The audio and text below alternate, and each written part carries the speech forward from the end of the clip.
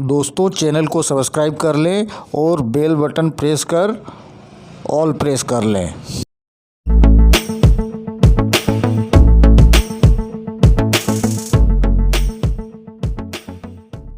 दोस्तों स्वागत है आप लोगों का मेरे YouTube channel online knowledge world में। आज हम लोग पढ़ाई करेंगे झारखंड खेल नीति 2020। ठीक है, अंत तक बने रहिए, आपको झारखंड खेल नीति अच्छे से समझ में आ जाएगा। ठीक है, ये झारखंड का खेल नीति सेकंड वाला है। ठीक है, झारखंड सरकार ने ये दूसरी खेल नीति लागू किया है। पहला खेल नीति झारखंड खेल नीति 2007 था। खेल नीति 2007 ये पहला खेल नीति था झारखंड का। इंपॉर्टेंट क्वेश्चन ये है कि झारखंड का पहला खेल नीति कब आया था? 2007 में आया था। ये 2020 झारखंड का दूसरा खेल नीति का है। इसी का एक्सटेंडेड फॉर्म, इसी का मॉडिफाइड फॉर्म है झारखंड खेल नीति 2020। बदलते सिनेरियो में हमें नीतियां भी बदलनी पड़ती है, इसलिए अब झारखंड में खेल नीति 2020 लागू होगा। कब से लागू होगा? 29 दिसंबर 2020 से लागू किया गया है, ये याद रख लें। उसके बाद झारखंड को खेल को प्रमोशन करने के लिए दो अथॉरिटी पूरी तरह से जिम्मेवार है। एक साझा, इसका फुल फॉर्म याद रखना बहुत जरूरी है। दूसरा JSSPS। ठीक है, ये दोनों का फुल फॉर्म जरूर याद रख लीजिए। साझा का full form sport authority of Jharkhand, sport authority of Jha से झारखंड। जिस तरह स्पोर्ट अथॉरिटी ऑफ इंडिया है, पूरे इंडिया का खेल को कंट्रोल करता है, उसी तरह स्पोर्ट अथॉरिटी ऑफ झारखंड साझा झारखंड के खेल को कंट्रोल करता है। उसके बाद JSSPS, जे से झारखंड, एस से स्टेट, फिर दूसरे वाले एस से स्पोर्ट, पी से प्रमोशन सोसाइटी। ठीक है, ये दोनों चीज का फुल फॉर्म आपको याद रखना पड़ेगा। बार बार आपको एग्जाम पेपर में इसका फुल फॉर्म दिखाई पड़ता होगा। JSSPS और स्पोर्ट अथॉरिटी ऑफ झारखंड साझा। ठीक है, इन लोग इसी खेल नीति का अनुसरण करते करते हुए झारखंड को आगे बढ़ाएगा खेल के मामले में। तो अब झारखंड खेल नीति 2020 के क्या क्या स्पेसिफिकेशन है, सलाइन फीचर क्या क्या है, वो सब हम लोग को देखना है। न्यू क्या इंक्लूड किया गया है, वो सब देखना है। कब से ये लागू हुआ सबको पता चल गया, 19 दिसंबर 2020। किसने बनाया ये खेल का ड्राफ्ट? तो खेल सचिव है। जो खेल सचिव है झारखंड का, कौन है खेल सचिव? पूजा सिंघल। ये पूजा सिंघल ने जितने झारखंड ओलंपिक संघ और भी जितने भी स्पोर्ट्स के संघ है, फेडरेशन है, सबसे बातचीत करके प्लस डिफरेंट स्टेट के जो अच्छे चीज गुण है खेल को लेके, उसको लेने के बाद ये झारखंड की खेल नीति तैयार हुआ है। ठीक है, अब इसमें नया क्या है देखिए, सारी चीज याद रखिए। पहला पॉइंट याद रखिए, एक नया अवार्ड इंक्लूड हुआ है। एक उसका नाम है जयपाल सिंह मुंडा अवार्ड। जयपाल सिंह मुंडा अवार्ड ये झारखंड के कोच और खिलाड़ियों को दिया जाएगा, जयपाल सिंह मुंडा अवार्ड। और ये अवार्ड झारखंड का खेल के क्षेत्र में सबसे बड़ा अवार्ड होगा। अभी तक किसी को दिया नहीं गया है, तो सबसे बड़ा अमाउंट इसी में दिया जाता है, जयपाल सिंह दिया जाएगा, जयपाल सिंह मुंडा अवार्ड। ठीक है, दूसरा आपको क्या याद रखना पड़ेगा, अब सिर्फ 29 दिसंबर 2020 के बाद सिर्फ मान्यता प्राप्त खेल संघों को ही फंड दिया जाएगा। ठीक है, मान्यता प्राप्त खेल संघों को। पहले 2007 वाले में क्या था, पहले उसमें किसी खेल संघ का मान्यता लेना कोई जरूरी नहीं था, किसी को भी फंड रिलीज कर देता था गवर्नमेंट। अब नया नियम आ गया, सिर्फ मान्यता प्राप्त खेल संघों को ही फंड दिया जाएगा। तो ये मान्यता प्राप्त खेल संघ किसे कहेंगे? तो इसका कंडीशन ये है कि जो वो खेल संघ जो 75% जिला या 18 जिला, 75% कितना होगा? 18 जिला में खेल की एक्टिविटी को संपादित कराता हो। दूसरा, सोसाइटी एक्ट के तहत रजिस्टर्ड हो। और क्या कितना मैक्सिमम फंड देगा गवर्नमेंट सहायता राशि? 1 करोड़ तक दे सकता है, मैक्सिमम 1 करोड़। कब ये मैक्सिमम कब मिलेगा? जब कोई अंतर्राष्ट्रीय एक्टिविटी कोई खेल संघ करवा रहा हो तो अंतर्राष्ट्रीय आयोजन पे 1 करोड़ मिलेगा, ये मैक्सिमम है। ठीक है, ये मान्यता प्राप्त खेल संघों को अब अनुदान दिया जाएगा, ये दूसरा पॉइंट। तीसरा पॉइंट आप याद रखिए कि खेल नीति 2020 ने क्या किया? खेलों का वर्गीकरण पहली बार किया। खेलों का वर्गीकरण, खेल को 3 भागों में बांट दिया गया है। एक 3 भागों में अधिक संभाव्यता वाले खेल, अधिक संभाव्यता वाला खेल, ठीक है। दूसरा संभाव्यता वाला खेल, तीसरा कम संभाव्यता वाला खेल।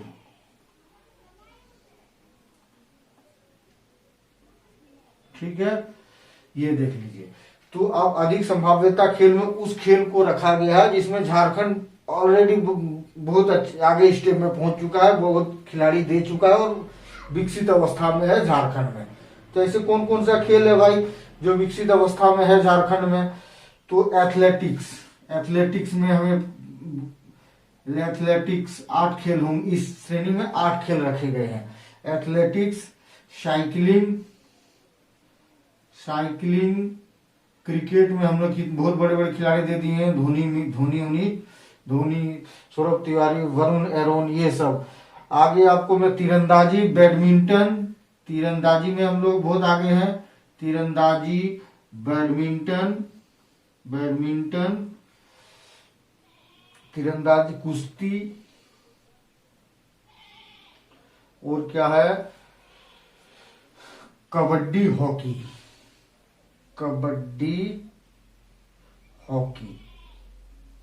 1 2 3 4 5 6 7 8, इस 8 खेल को रखा गया अधिक संभाव्यता वाला खेल में।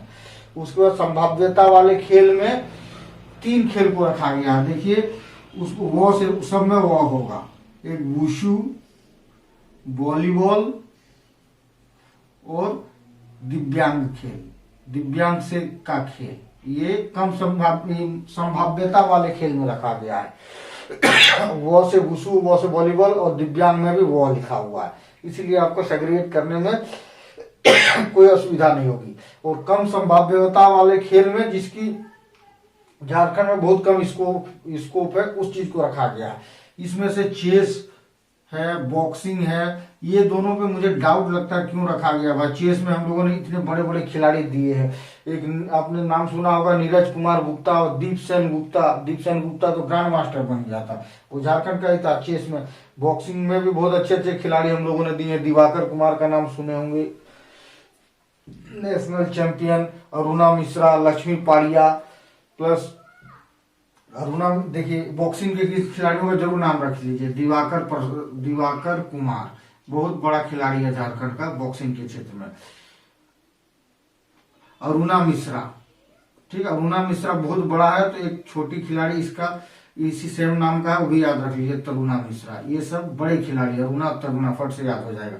और लक्ष्मी पाड़िया इंटरनेशनल खिलाड़ी है, ये लक्ष्मी पाड़िया, ये झारखंड का, ये बॉक्सिंग के क्षेत्र में 4 खिलाड़ियों का जरूर नाम रख लीजिएगा। और चेस के फील्ड में नीरज कुमार गुप्ता और दीपसेन गुप्ता, 2 बड़े खिलाड़ी, यही दोनों एग्जाम में अगर आएगा चेस से और बॉक्सिंग से लेकर, तो इसी में से आपके क्वेश्चन लड़ जाएंगे। ठीक है, तीसरा पॉइंट मैंने बता दिया इसका। चौथा पॉइंट क्या है, देखिए दिव्यांग खेलों का बराबरी का हक दिया गया। इसमें दिव्यांग खेल को बराबरी का दर्जा दिया गया। इससे पहले तक दिव्यांग खेलों पे ज्यादा ध्यान नहीं दिया गया था, इस बार दिव्यांग खेलों को एकदम बराबरी का दर्जा दिया गया। और दिव्यांग खेलों के लिए क्या बनेगी? जिला स्तरीय स्टेडियम।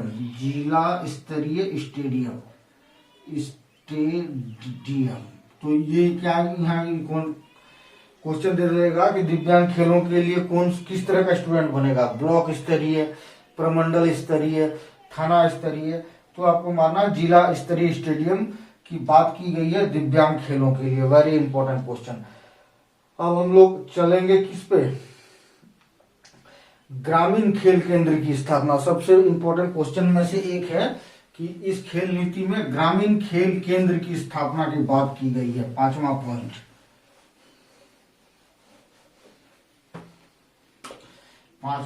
क्या, ग्रामीण खेल केंद्र। इसकी स्थापना किस लेवल पे होगी? Important question. ये विधानसभा लेवल पे, ठीक है, विधानसभा लेवल पे, ठीक है, लेवल पे। ये नहीं कि ये जिला लेवल या ब्लॉक लेवल पे ग्राम खेल केंद्र बनेगा। हर एक विधानसभा में एक ग्रामीण खेल केंद्र बनेगा। Very important question. अगला पॉइंट क्या है भाई? ग्रामीण खेल केंद्र की चयन कैसे होगी? जैसे अभी मौजूद जितने भी विधानसभा क्षेत्र में स्कूल है, उसमें से जो सबसे अच्छा ग्राउंड जिसके पास होगा, जिस स्कूल के पास होगा, उसी ग्राउंड को अच्छा से डेवलप करके ग्रामीण खेल केंद्र की स्थापना की जाएगी। तो अभी मौजूदा ग्राउंड का ही विकास करके जो सबसे अच्छा ग्राउंड चुना जाएगा उसमें ही ग्राम खेल केंद्र बनेगा। ये आपको याद रखना पड़ेगा। अगर कहीं किसी विधानसभा क्षेत्र में उस स्तर का कोई ग्राउंड नहीं है तो नया ग्राउंड बनेगा। ये पॉइंट याद रखिए। प्लस खेल मित्र की स्थापना। खेल मित्र, हर एक ग्रामीण खेल केंद्र में क्या बनेगा? खेल मित्र बनेगा। 2 साल के अनुबंध में ये काम करेगा। आपने शिक्षा मित्र का नाम सुने होंगे, पंचायत मित्र का नाम सुने होंगे। अब खेल मित्र उसी तर्ज पे खेल मित्र रहेंगे जो 2 साल के अनुबंध के लिए काम करेंगे। अगर 2 साल सेटिस्फैक्ट्री काम हो गया इसका, तो फिर इसका अनुबंध आगे बढ़ाया जाएगा। खेल मित्र का मेन काम होगा कि ग्रामीण लोगों को खेल के प्रति रुचि जगाना और खेल केंद्र में लेके आना, बच्चों को प्रोत्साहित करना, प्लस कोचिंग देना है। खेल मित्र जो होगा उसे खेल के क्षेत्र में थोड़ा सा ट्रेनिंग भी दिया जाएगा। ठीक है, ये पॉइंट आप याद रखिए। प्लस ग्रामीण खेल केंद्र में 50% रिजर्वेशन महिलाओं के लिए, ये भी आपको याद रखना पड़ेगा। मेन क्वेश्चन इसमें यही है कि विधानसभा लेवल पे ग्रामीण खेल केंद्र बनेंगे। 6ठा पॉइंट याद रख लीजिए, क्या है? खेल यूनिवर्सिटी। ठीक है, स्पोर्ट्स यूनिवर्सिटी। झारखंड में पता है स्पोर्ट्स यूनिवर्सिटी लगभग बन चुका है। उसी स्पोर्ट्स यूनिवर्सिटी को और थोड़ा सा और डेवलप किया जाएगा। स्पोर्ट्स यूनिवर्सिटी को पहले ये 2007 वाले जो खेल नीति थे उसी में से प्रायोजन था कि झारखंड में खेल यूनिवर्सिटी बनेगा। कहाँ? तो खेल यूनिवर्सिटी चयन कहाँ पे किया गया? खेलगांव होटवार बोल के जगह में, खटंगा गांव में खेलगांव बनाया गया है। ये खेलगांव कब बनाया गया था? जब 2011 में 34वीं राष्ट्रीय खेल हुआ था। राष्ट्रीय खेल कहाँ हुआ था? झारखंड में हुआ था। ठीक है, रांची में उसी समय खेलगांव बनाया गया था। बहुत सारे स्टेडियम बनाए गए हैं। उसी खेलगांव में मेगा स्पोर्ट्स कॉम्प्लेक्स बनाया गया था उसी 34वीं खेल को कराने के लिए। तो वही मेगा स्पोर्ट्स कॉम्प्लेक्स का ही सारे स्टेडियम को यूज किया जाएगा जब स्पोर्ट्स यूनिवर्सिटी बन के रेडी हो जाएगा। बन के अभी रेडी है स्पोर्ट्स यूनिवर्सिटी, वैकेंसी भी आ गई है। इसको स्पोर्ट्स यूनिवर्सिटी को झारखंड गवर्नमेंट ने बनाया है, plus CCL, central coalfield limited, 2 आदमी ने पैसा लगाया है इसमें। टोटल जो वैकेंसी निकली थी इसमें 1400 स्टूडेंट था। इसमें से 700 स्टूडेंट जो था वो पूरे इंडिया लेवल पे कंपटीशन के थ्रू एडमिशन होगा। प्लस जो फिर उस 700 बचता है उसमें 350 स्टूडेंट झारखंड गवर्नमेंट की तरफ से होगा और फिर 350 स्टूडेंट CCL की तरफ से होगा। ये है इसका स्ट्रक्चर। प्लस इसमें 15 अकादमी बनाए गए हैं। 15 खेल अकादमी बनाए गए हैं। अब इस खेल नीति में इसका क्या डेवलपमेंट की बात कही गई है कि इसको डेवलपमेंट करने के लिए ऑस्ट्रेलिया से मदद लिया जाएगा। ऑस्ट्रेलिया देश से मदद लेने की बात की गई है। ठीक है, क्योंकि ऑस्ट्रेलिया में खेल यूनिवर्सिटी बहुत वहाँ फेमस है। बहुत कम आबादी वाला देश है ऑस्ट्रेलिया, मगर वहाँ पे स्पोर्ट्स के क्षेत्र में वहाँ के लोग बहुत आगे हैं, इसीलिए ऑस्ट्रेलिया से मदद लिया जाएगा। ये 6ठा पॉइंट आप याद कर लीजिए। अगला पॉइंट हो गया एक्सीलेंस सेंटर बनेगा। 7वां पॉइंट क्या? झारखंड एक्सीलेंस सेंटर की स्थापना की जाएगी।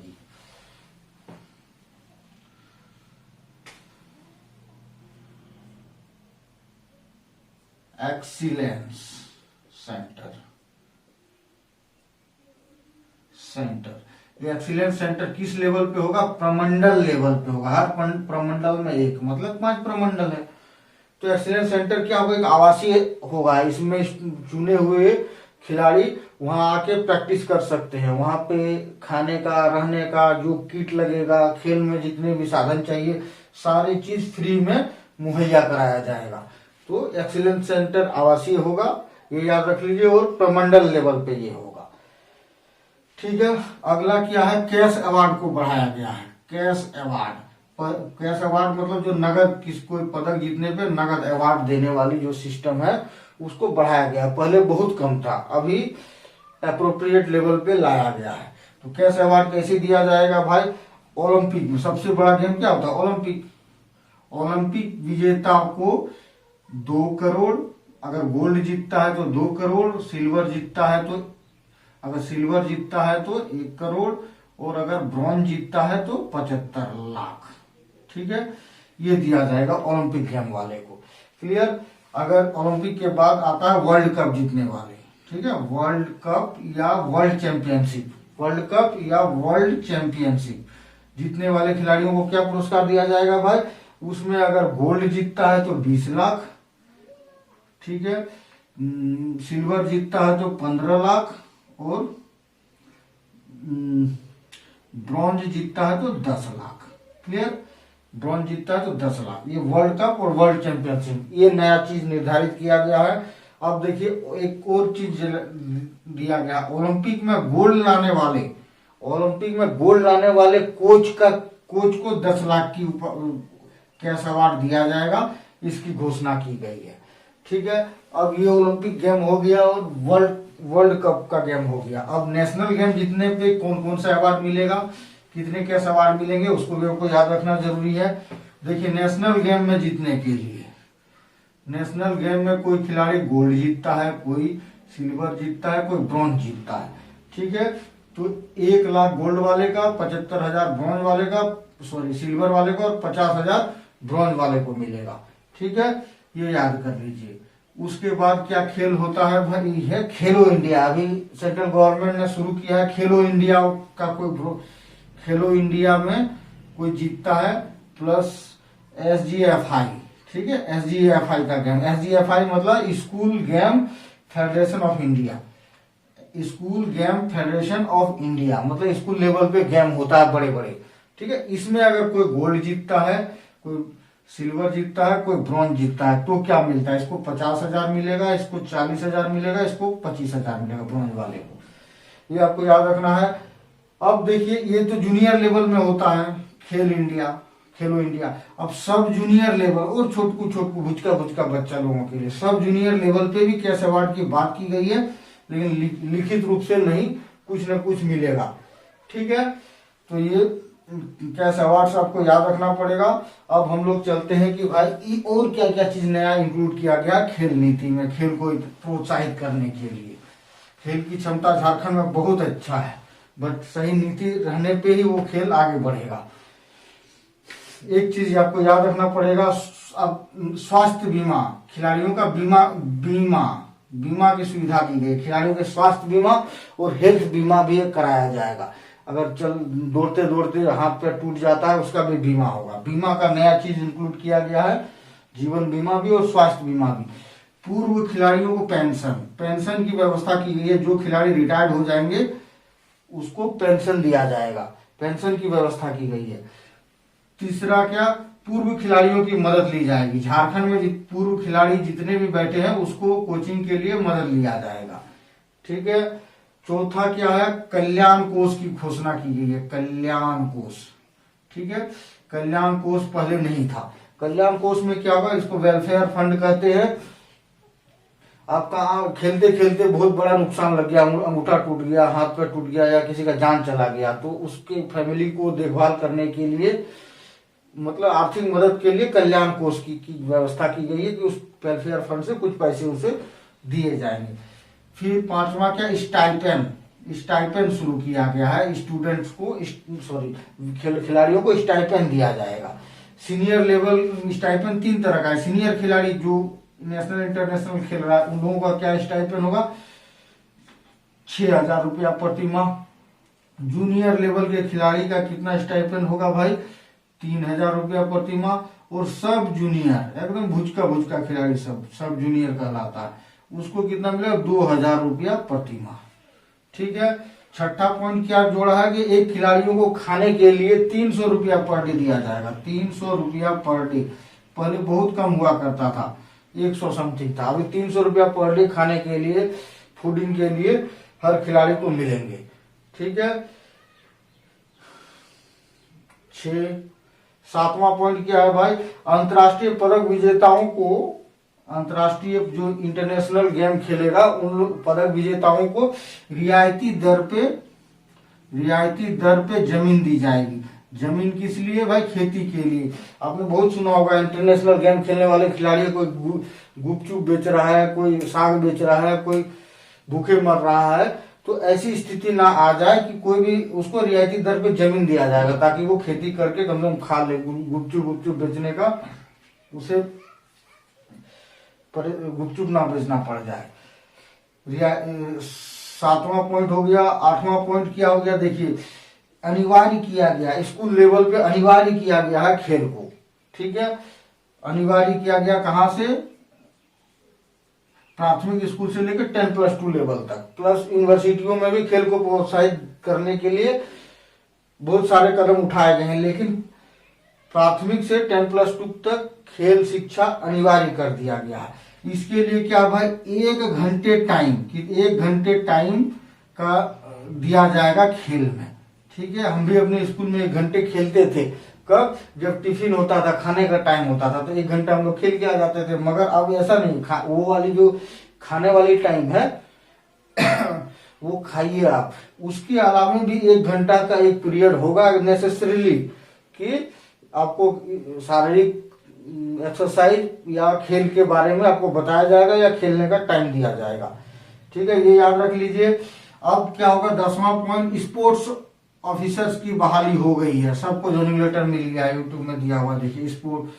स्पोर्ट्स ऑफिसर की बहाली होगी। ठीक है। आपने सुना होगा फूड ऑफिसर, आपने सुना होगा टैक्स ऑफिसर। अब स्पोर्ट्स ऑफिसर भी आपको हर एक जिला में मिल जाएगा। स्पोर्ट्स ऑफिसर 24 किस लेवल पे? जिला लेवल पे स्पोर्ट्स ऑफिसर होंगे। ये नया पोर्टफोलियो, खेल पदाधिकारी नया पोर्टफोलियो इंक्लूड किया है, ध्यान रखिएगा। खेल मित्र, जो आपने खेल शिक्षा मित्र वगैरह टाइप देखे होंगे, वो अनुबंध के हिसाब से, और ये गवर्नमेंट अधिकारी होगा, पूरे जिला के खेल को ध्यान रखेगा।